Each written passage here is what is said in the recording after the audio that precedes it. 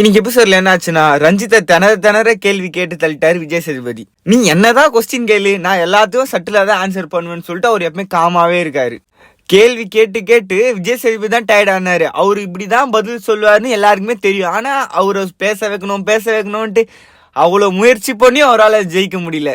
ஒரு கட்டத்துக்கு மேல அவரை விட்டு தொலைங்கய்யா, ஏன் அவளை போட்டு சாவடிக்கிறீங்க, அவர் எப்படியே இருந்துட்டு போட்டேயா அப்படின்ற மாதிரி தான் இருந்துச்சு. ஆக்சுவலா இனி கூட அந்த லேபர் மேனேஜர் டாஸ்க்ல என்ன நடந்துச்சோ அதை பத்தி கேட்பாருன்னு நினைச்சு அதை பத்தி ஒண்ணுமே கேட்கல. ஃபுல்லாவே ரஞ்சித்தோட கேப்டன்சியை பத்தி தான் பேசியிருந்தாரு.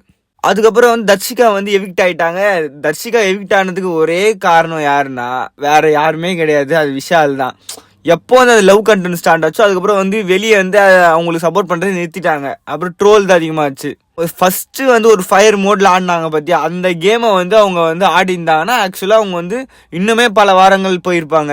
இந்த லவ் கண்டென்ட் வந்ததுக்கு அப்புறம் அவங்களோட கேம் ஃபுல்லாவே டவுன் ஆயிடுச்சு. ஜஸ்ட் மிஸ் சத்யா மட்டும் சேவ் ஆயிட்டு இருந்தாருன்னா இவங்க ஜோடியா வெளியே போயிருப்பாங்க டபுள் எவிக்ஷன்ல.